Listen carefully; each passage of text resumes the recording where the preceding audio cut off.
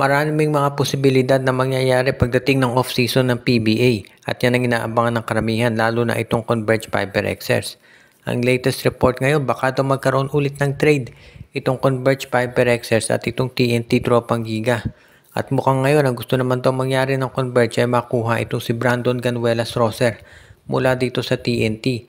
At nang ipapalit naman daw nila ay itong si Gio Ambohot at isang first round draft pick. Alam natin medyo magiging mabigat yan dahil itong si Brandon Ganuelas Roser, isa dito sa mga sinasabi nating big men talaga na ginagamit ni Coach Chot Reyes.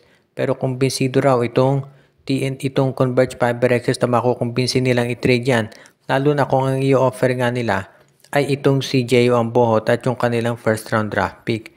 Dahil sa ngayon, ang tingin ng karamihan mukhang itong Converge Fiber XS ay seryoso dito sa pagdagdag sa kanilang puwersa at yun nga pagkuha dito kay Brandon Ganuelas Roser ang nakikita nila na magiging solusyon doon sa napakarami nilang problema ngayon dito sa kanilang roster.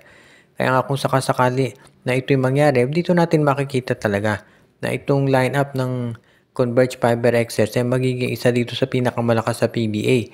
Magkakaroon sila ng triple tower, si Arana, si Baltasar at itong si Brandon Roser. Doon sa mga magtatanong naman bakit papayag ang TNT na kunin si Gio Ambohot. Ito si Ambohot ay 6'8". So kasing laki yan ni Brandon Roser. Pangalawa, ito ay merong 3-point shot. At alam naman natin kung bakit gusto ni Coach Chot Reyes ang big man na may 3-point shot. Dahil yan ang gagamitin nila para i-draw out si Junmar Fajardo. Kaya talagang iyan ang magiging magandang plano ngayon. At yan ang dahilan kung ba't marami naniniwala na ito ay tatanggapin ng TNT kapag in-offer na ng Converge Fiber XRs. Kaya magiging maganda to para dito sa TNT at pati na rin sa Converge kung sakasakali. At ang isa pa nating maire-report ngayon ay dito sa mga nasa sabihin nating lineup nitong San Miguel Beer ay kinakausap na raw nila itong NLEX Road Warriors para sa isang malaking posibleng trade kung saan kukunin daw ng San Miguel. Ito si Robert Bolick pagdating ng off-season. Dahil mukhang gusto raw ng San Miguel ngayon ay masiguro na meron silang isa pang scorer na may dadagdag dito sa roster nila dahil ayaw na nila na magkaroon ng problema pagdating dito sa pagpili ng mga players na pwedeng sumuporta kay Junmar Fajardo.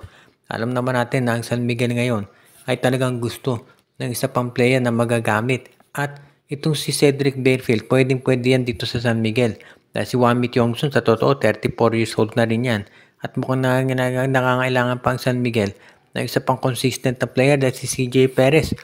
Medyo hindi maganda pinapakita ngayon dito sa serye kontra sa Barangay Ginebra. Kaya marami naniniwala na kinakailangan na itong San Miguel Beer ng additional na mga players. At itong si kapag nakuha ng San Miguel ito si Robert Bolick ay magiging magandang addition yan.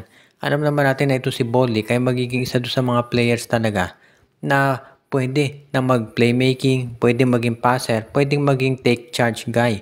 Kaya nga si Bolick sigurado magiging malakas yan para dito sa San Miguel.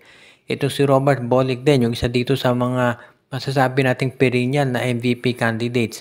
Kaya dito natin makikita kung gaano siya kahusay. Ngayon, kung sino naman ang pwedeng ibigay ng San Miguel na kapalit para kay Bolick, nandiyan naman itong si Jeron Teng na alam natin ay nangangailangan lamang ng playing time para mailabas yung kanyang galing. Kaya kung sakasakali baka Jeron Teng at first round draft pick ang ibibigay ng San Miguel para dito kay Robert Bolick na ang balita naman ay hindi masaya dito sa maagang pagka-eliminate nitong lineup ng NLEX Road Warriors kaya baka magpa-trade.